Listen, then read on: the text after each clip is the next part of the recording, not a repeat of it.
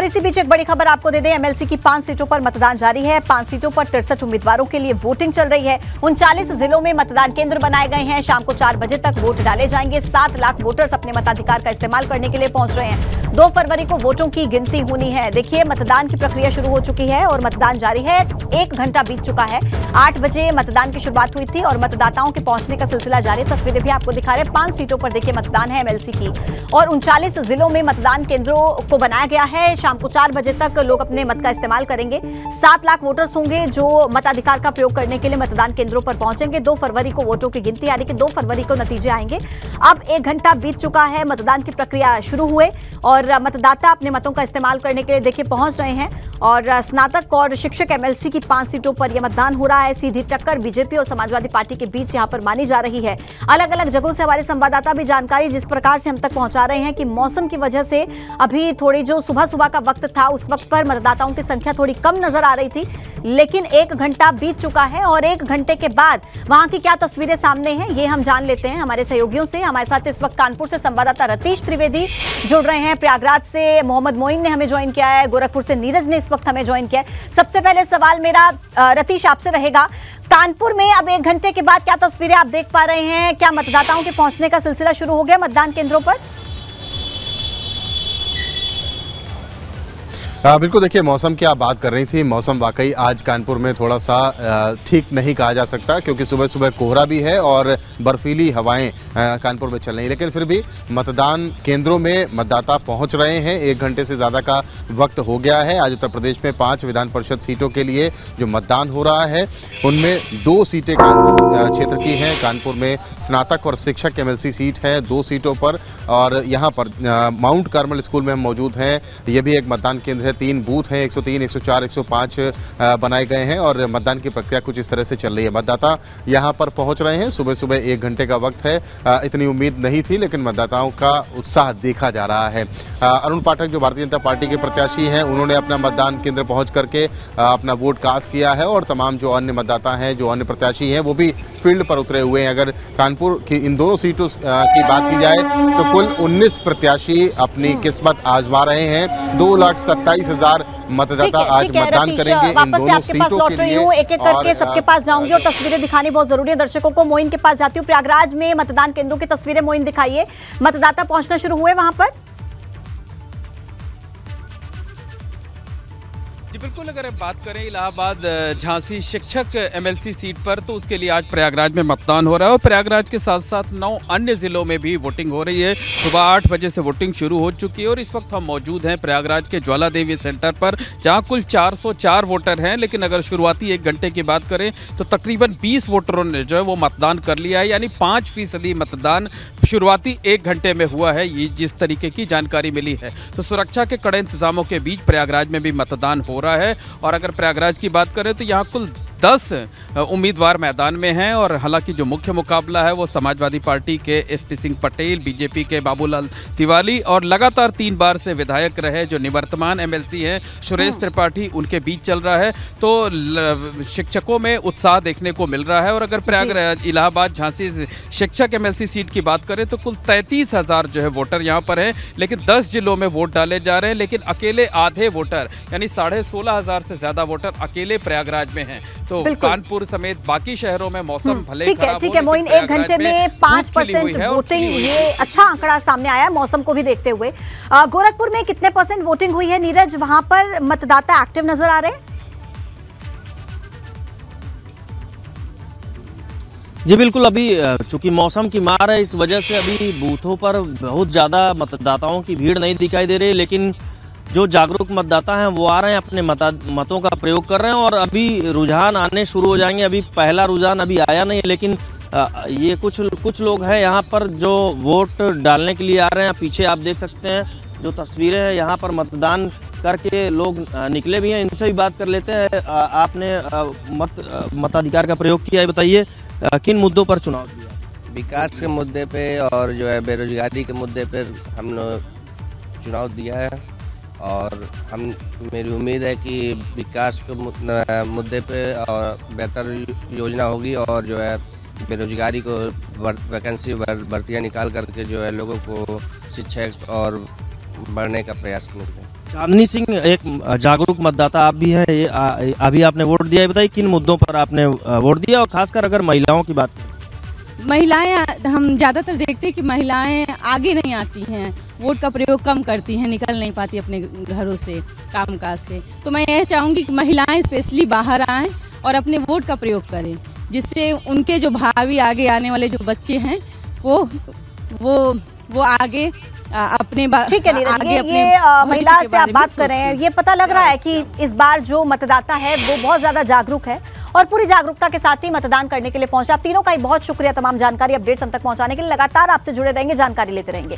बढ़ते हैं आगे, जहां एक और बड़ी खबर से भी दर्शकों को रूबरू कराएंगे। लेकिन देखिए, सबसे पहले जो एमएलसी की 5 सीटों पर मतदान चल रहा है उसकी तस्वीरें हमने आपको दिखाई, ग्राउंड जीरो से रिपोर्ट हमने आपको दिखाई कि यूपी स्नातक और शिक्षक एमएलसी चुनाव के लिए मतदान की प्रक्रिया 1 घंटे से ज्यादा का वक्त बीत चुका है, शुरू हो चुकी है और इसी बीच मतदाताओं के पहुंचने का सिलसिला भी लगातार वहां पर जारी है। एक और बड़ी खबर राजधानी लखनऊ से मिल रही है। सपा की राष्ट्रीय कार्यकारिणी में स्वामी प्रसाद मौर्य को जगह मिली है। जो 64 नेताओं की लिस्ट सामने आई है उसमें नाम है स्वामी प्रसाद मौर्य का भी शामिल। सपा का राष्ट्रीय महासचिव स्वामी प्रसाद मौर्य को बनाया गया है। स्वामी का नाम कार्यकारिणी में होने पर भाजपा सवाल उठा रही है। देखिए, बड़ी खबर है ये, स्वामी प्रसाद मौर्य का उस कार्यकारिणी की लिस्ट में नाम शामिल होना जिसमें 64 बड़े नेताओं को, दिग्गज नेताओं को समाजवादी पार्टी की जगह मिली है। तस्वीरें आपको दिखा रहे हैं। लेकिन जैसे इसमें नाम सामने आया, स्वामी प्रसाद मौर्य का कई तरह के सवाल खड़े हो गए। स्वामी प्रसाद मौर्य ने हाल ही में एक बयान दिया रामचरितमानस को लेकर, जिसके बाद उन पर सवाल उठ रहे हैं। उनके बयान को लेकर उनकी काफी आलोचना की जा रही है, विरोध किया जा रहा है। लेकिन उसी बीच जब स्वामी प्रसाद मौर्य को समाजवादी पार्टी ये बड़ी जगह देती है, अखिलेश यादव एक बड़ी जगह देते हैं, तो कई तरह के बड़े सवाल उठते हुए भी नजर आ रहे हैं। तो देखिए, पूरी जानकारी हम आपको बताते हैं कि किस तरीके से अब इस पूरे मामले को लेकर बयानबाजी सामने आ रही है। देखिए, रामचरितमानस विवाद के बीच स्वामी प्रसाद मौर्य का प्रमोशन होना, ये एक बड़ा सवाल है। स्वामी प्रसाद मौर्य को सपा का राष्ट्रीय महासचिव बनाया गया है। अखिलेश को नई राष्ट्रीय कार्यकारिणी से भाजपा को ये सीधा एक संदेश देने की कोशिश की गई है। सपा का राष्ट्रीय कार्यकारिणी में दलित और पिछड़ों को अहमियत मिली है। जो 64 नामों की लिस्ट हमारे सामने आई है, इसमें दलितों को, पिछड़ों को काफी अहमियत दी गई है।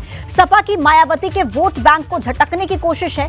दलित और पिछड़ों, मुस्लिम की राजनीति की तरफ समाजवादी पार्टी का फोकस इस पूरी लिस्ट में नजर आ रहा है। अब देखिए, सपा की जो राष्ट्रीय कार्यकारिणी है, इस पर बीजेपी सवाल उठा रही है। भाजपा ने सपा के अध्यक्ष अखिलेश यादव को हिंदू विरोधी बता दिया। अब देखिए, भाजपा ने अखिलेश पर जातिवादी होने का भी आरोप लगाया है। तो इस पूरे मामले को लेकर राजनीति गरमाती हुई नजर आ रही है। भारतीय जनता पार्टी समाजवादी पार्टी पर, अखिलेश यादव पर सवाल उठा रही है। और ज्यादा जानकारी लेंगे, हमारे सहयोगी विवेक त्रिपाठी इस वक्त हमारे साथ जुड़ रहे हैं।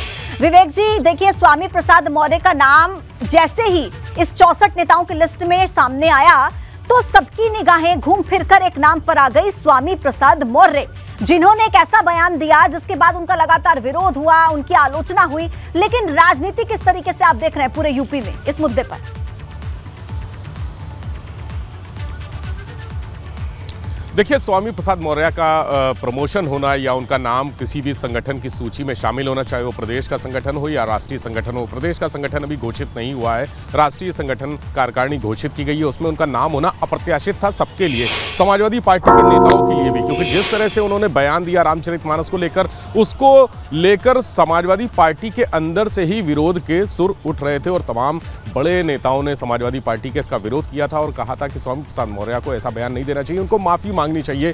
भाजपा दूसरी तरफ हमलावर है, लगातार हमला कर रही है। लेकिन इस पूरे प्रकरण में समाजवादी पार्टी को पॉलिटिकल माइलेज मिला है जातीय समीकरणों की वजह से, और वही इनकी जो सूची है कार्यकारिणी की 64 सदस्यीय, वही जातीय समीकरण इसमें भी देखने को मिला अगले चुनाव के लिहाज से। और आज शिक्षक और स्नातक एमएलसी का चुनाव है, उसके ठीक एक दिन पहले इस तरह की सूची जारी होना एक बड़ा मैसेज है उस चुनाव के लिए भी। उस चुनाव में भी वेटेज लेने के लिए समाजवादी पार्टी कि सभी वर्ग, सभी जातियों को समेटकर साथ में चल रही है, ये बड़ा मैसेज देने की कोशिश की अखिलेश यादव ने। भारतीय जनता पार्टी क्या जरूर रही है कि हिंदुओं का विरोध है और जातीय समीकरण के आधार पर है, लेकिन माइलेज देने की कोशिश की गई है पॉलिटिकल। लेकिन जब ये लिस्ट सामने आई, इस लिस्ट का क्या जमीनी स्तर पर आपको लगता है कि समाजवादी पार्टी को, अखिलेश यादव को फायदा मिलेगा? जिस तरीके से जाति को एक टारगेट करके दलितों की बात करें, पिछड़ों की बात करें, मुसलमानों की बात करें, उनका खास ख्याल रख के ये कार्यकारिणी बनाई गई, फायदा क्या जमीनी स्तर पर मिलेगा सपा को? ओबीसी वोट बैंक को लेकर सियासत लगातार उत्तर प्रदेश में बनी हुई है और बहुत बड़ा वोट बैंक है। 50% के आसपास ये वोट बैंक है, जिसके भी खाते में जाता है वो सरकार बन जाती है उसकी। इस सूची में अगर आप देखेंगे तो दलित भी है, पिछड़ा वर्ग भी है, मुस्लिम भी है, ब्राह्मण भी है, यादव भी है, यानी हर वर्ग को समेट कर रखा गया है। तो ये सूची अगर सियासी समीकरण देखें तो पूरे सियासी समीकरण साध रही है और भारतीय जनता पार्टी को इसी बात की दिक्कत थी कि जो उन्होंने सूची तैयार की, बहुत मंथन के बाद ये सूची तैयार की गई है। राम गोपाल यादव से चर्चा की गई है। शिवपाल सिंह यादव के यहाँ बीते दिनों अखिलेश यादव गए थे और इसी पर डिस्कशन करने गए थे कि इस सूची में कौन कौन से लोग होने चाहिए। पिछली बार की जो राष्ट्रीय कार्यकारिणी थी समाजवादी पार्टी की वो 55 लोगों की थी, लेकिन अब की बार 9 लोग बढ़ाए गए हैं, 64 लोग कर दिए गए हैं। और जो समाजवादी पार्टी के परिवार के लोग हैं वो भी इस यादव परिवार के लोग और खासकर युवा वर्ग जोड़ा गया है। उन लोगों को जोड़ा गया है, पार्टी से बाहर आए उन लोगों को जो वोट बैंक साधने में माहिर है। रामचल राजभर बसपा से आए थे। इसमें पूरा सियासी गठजोड़ को समझ करके लिस्ट बनाई गई है। 55 से 64 नेताओं की लिस्ट अब ये हो गई है, संख्या बढ़ा दी गई है। कितना इसका फायदा समाजवादी पार्टी को मिलता है देखना महत्वपूर्ण रहेगा। बहुत धन्यवाद आपका विवेक, जानकारी पहुंचाने के लिए। देखिए, भारत जोड़ो यात्रा की बात करते हैं। कन्याकुमारी से चलकर अब ये यात्रा पहुंच गई है श्रीनगर में। आज ही श्रीनगर के शेरे कश्मीर मैदान में रैली के साथ ही यात्रा का समापन होगा। 135 दिन में कांग्रेस की भारत जोड़ो यात्रा श्रीनगर पहुंची। श्रीनगर के शेरे कश्मीर स्टेडियम में समापन समारोह होना है। सुबह 11:30 बजे से दोपहर को 2:30 बजे तक जनसभा होगी। पार्टी की तरफ से समान विचारधारा वाली क्षेत्रीय पार्टियां और उनके क्षत्रपों को निमंत्रण भी भेजा गया। 21 विपक्षी दलों को समापन समारोह में शामिल होने का न्यौता मिला है। तो भारत जोड़ो यात्रा का अंतिम दिन है आज और देखिए यात्रा पहुंच चुकी है कश्मीर, जहां भारत जोड़ो यात्रा का समापन समारोह होगा।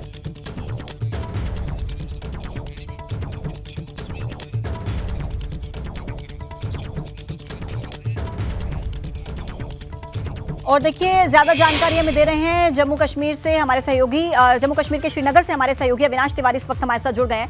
अविनाश, आज राहुल गांधी की यात्रा का अंतिम दिन है, क्या खास तस्वीरें आप देख पा रहे हैं वहां से?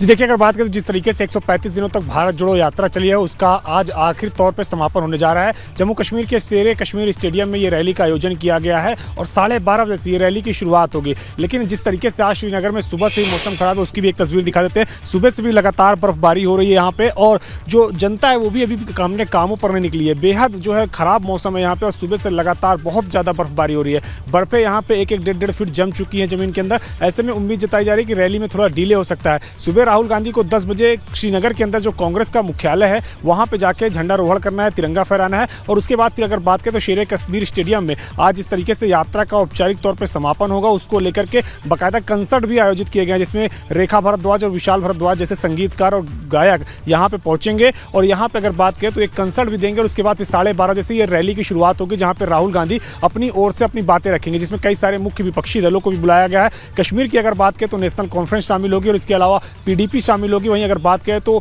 वाम मोर्चे के भी कई सारे सदस्य इसमें शामिल होंगे, CPI है, CPIM है, इसके अलावा कई सारे अन्य दलों को भी न्योता दिया गया है लेकिन वो लोग यहाँ पे नहीं पहुंचे। खासतौर से अगर बात करें तो उत्तर प्रदेश से रालोद को भी न्योता भेजा गया था, सपा को भी भेजा गया था और बसपा को भी भेजा गया था, लेकिन तीनों दलों में से कोई भी दल यहाँ पे नहीं पहुंचा है। लेकिन एक बात जरूर यहाँ पे है कि जौनपुर से जो बसपा सांसद है श्याम सिंह यादव वो जरूर श्रीनगर पहुंचे हैं, लेकिन उन्होंने कहा कि वो व्यक्तिगत तौर पर आए हैं, पार्टी की तरफ से ऐसा कुछ भी नहीं है, तो लिहाजा वो व्यक्तिगत तौर पर शामिल हो रहे हैं। पार्टी की तरफ से ऐसा कोई दिशा निर्देश नहीं है, पार्टी की तरफ से वो शामिल होने के लिए नहीं आए हैं। बाकी अगर अन्य दलों की बात करें तो जदयू ने कहा है कि उसका पूरा समर्थन है लेकिन वो रैली में नहीं शामिल होगी। इस तरीके से कई सारे जो विपक्षी दल हैं वो यहाँ पे नहीं शामिल हो रहे हैं, लेकिन मुख्य तौर पे जो साउथ की विपक्षी दल हैं वो जरूर यहाँ पे शामिल हो रहे हैं और इसके अलावा कश्मीर की जो रीजनल पार्टियां हैं वो यहाँ पे शामिल हो रहे हैं। लेकिन उससे पहले अगर बात करें तो श्रीनगर में मौसम बेहद ही खराब है। अब ऐसे में देखना होगा कि किस तरीके से रैली का आयोजन होता है और कितना डिले इसमें होता है। जैसा हमने देखा जब इस यात्रा की शुरुआत हुई तो जो जोश नजर आ रहा था, जो जज्बे का जिक्र यहाँ पर हो रहा था, क्या समापन समारोह के दिन, आखिरी दिन, क्या आपको वही जोश नजर आ रहा है जो हमने यूपी में देखा था,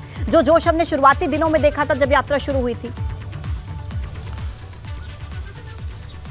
जी देखिए, अगर बात करें तो आज सिर्फ एक रैली होनी है और उसके पहले राहुल गांधी श्रीनगर में जो कांग्रेस का मुख्यालय है वहां पर जाकर झंडारोहण करेंगे। देश भर के तमाम सारे कांग्रेसी कार्यकर्ता श्रीनगर जरूर पहुंचे हैं, जिसमें अगर मुख्य तौर पर बात करें तो उत्तर प्रदेश से संजीव कपूर पहुंचे हैं, इसके अलावा अगर बात करें तो प्रमोद तिवारी पहुंचे हैं, आराधना मिश्रा मोना पहुंची हैं, इसके अलावा कांग्रेस के कई सारे पूर्व सांसद उत्तर प्रदेश से वो भी पहुंचे हैं। वहीं अगर बात करें तो उत्तराखंड के पूर्व मुख्यमंत्री हरीश रावत पहुंचे हैं, प्रदेश अध्यक्ष करण महारा पहुंचे हैं और उत्तराखंड के भी कई सारे नेता श्रीनगर पहुंचे हैं। तो कई राज्यों के नेता श्रीनगर पहुंच चुके हैं, वो भी इस रैली में में जो है हिस्सा लेंगे। इसके अलावा श्रीनगर के तमाम सारे इलाकों से कांग्रेस के जो कार्यकर्ता हैं उनको आमंत्रित किया गया है, जो आमजन है उनको आमंत्रित किया गया है। इसके अलावा श्रीनगर के बाहरी इलाकों से, खासतौर से अगर बात करें तो अनंतनाग है, पुलवामा है, यहाँ से भी लोगों को आमंत्रित किया गया है। लेकिन अब देखना है कि जिस तरीके से भारी बर्फबारी हो रही है श्रीनगर के अंदर, वैसे में किस तरीके से रैली का आयोजन होता है और किस तरीके से आगे इस रैली का समापन होता है। बहुत धन्यवाद अविनाश आपका जानकारी देने के लिए। और देखिए, मुख्यमंत्री योगी आदित्यनाथ आज मुंबई में बंजारा समाज के कार्यक्रम में शामिल होंगे। 25 जनवरी से शुरू हुए बंजारा समाज के कार्यक्रम का आज समापन है। कार्यक्रम के जरिए पूरे भारत के बंजारा समाज को एक साथ जोड़ने की कोशिश हुई है। महाराष्ट्र के जलगांव जिले के गोदरी टांडा में भारत के बंजारा समाज का महाकुंभ का आज समापन होगा और मुख्यमंत्री योगी आदित्यनाथ पहुंचेंगे। सीएम योगी आज जलगांव के गोदरी टांडा में पहुंचेंगे, जहां पर बंजारा समाज को लेकर जो कार्यक्रम का आयोजन हुआ है इसका समापन समारोह है। और इस दौरान मुख्यमंत्री योगी आदित्यनाथ संबोधन अपना देते हुए भी नजर आएंगे। महाराष्ट्र में बंजारा समाज के कार्यक्रम में मुख्यमंत्री योगी आदित्यनाथ शामिल होंगे। देखिए, इस कार्यक्रम का आयोजन इसलिए किया गया ताकि पूरे बंजारा समाज को एकजुट किया जा सके। पूरी जानकारी हम आपको देते हैं कि आखिर मुख्यमंत्री योगी आदित्यनाथ का ये दौरा क्यों महत्वपूर्ण हो जाता है। देखिए, मुंबई में बंजारा समाज के एक कार्यक्रम में मुख्यमंत्री ने शामिल होना है। 25 जनवरी को ये बंजारा समाज का जो कार्यक्रम है ये शुरू हुआ था और आज ये कार्यक्रम खत्म होगा। भारत के बंजारा समाज को एक साथ जोड़ने का मकसद है। बंजारा समाज के इतिहास, सनातन धर्म के प्रति आस्था को बताया जाएगा। बंजारा समाज की कुर्बानियों के बारे में भी देखिए बताया जाएगा। बंजारा समाज के सम्मेलन में विद्वानों के साथ साथ साधु संतों की भी मौजूदगी होगी। तो कुछ इस मायनों में ये जो बंजारा समाज का पूरा कार्यक्रम रहा वो काफी खास रहा। 25 जनवरी से शुरुआत हुई थी, आज इसका अंतिम दिन है और समापन के दौरान मुख्यमंत्री योगी आदित्यनाथ की वहां पर मौजूदगी रहेगी। संबोधन सब सुनेंगे मुख्यमंत्री योगी आदित्यनाथ का। कोशिश यही है कि बंजारा समाज के जो लोग हैं उन्हें पूरे देश से जोड़ा जाए। क्या कुर्बानियां उनकी तरफ से दी गई, क्या उनका रोल रहा, उस सब के बारे में जानकारी पहुंचाई जाए। सीधा आपको लिए चलते हैं जहां पर मुख्यमंत्री योगी आदित्यनाथ की मौजूदगी है। और देखिए, महात्मा गांधी की पुण्यतिथि के मौके पर श्रद्धा सुमन अर्पित करने के लिए योगी आदित्यनाथ पहुंच रहे हैं। तस्वीरें लाइव हम आपको दिखा रहे हैं। देखिए, यहाँ पर कुछ सांस्कृतिक कार्यक्रम, ये स्टूडेंट्स आपको नजर आ रहे हैं। आज दरअसल महात्मा गांधी की पुण्यतिथि है और इसी मौके पर उन्हें श्रद्धा सुमन अर्पित करने के लिए एक कार्यक्रम का आयोजन और यहाँ पर मुख्यमंत्री योगी आदित्यनाथ की भी मौजूदगी है। राष्ट्रपिता महात्मा गांधी को याद किया जा रहा है और जिस तरीके से उनका बलिदान रहा, योगदान रहा, उसे याद करते हुए और ये तस्वीरें हम आपको दिखा रहे हैं जहाँ पर देखिए ये स्कूल के स्टूडेंट्स इन तस्वीरों में दिख रहे हैं जो कुछ संगीत के जरिए अपनी बात प्रस्तुत करते हुए महात्मा गांधी को श्रद्धांजलि अर्पित करते हुए नजर आ रहे हैं। आपको सुनाएंगे भी हम और तस्वीरें भी लगातार हम आपको दिखाएंगे। देखिए, महात्मा गांधी राष्ट्रपिता जिनकी पुण्यतिथि के मौके पर पूरा देश आज उनको याद कर रहा है, उनके बलिदान को, उनके योगदान को, जिस तरीके से अहिंसा के पथ पर चलने की प्रेरणा उन्होंने दी देश भर को, जिस तरीके से एक मैसेज, एक संदेश उन्होंने पूरी दुनिया को दिया कि आप अहिंसा के बलबूते पर भी जीत हासिल कर सकते हैं। उस राष्ट्रपिता की आज पुण्यतिथि और इसी मौके पर मौजूदगी है मुख्यमंत्री योगी आदित्यनाथ की। श्रद्धा सुमन अर्पित करने के लिए मुख्यमंत्री पहुंचे हुए हैं।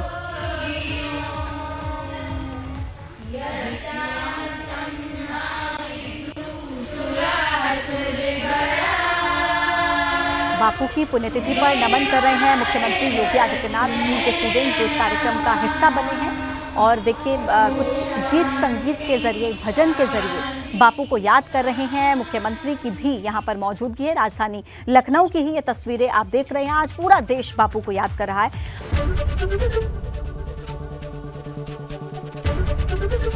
एबीपी गंगा, खबर आपकी, जुबान आपकी।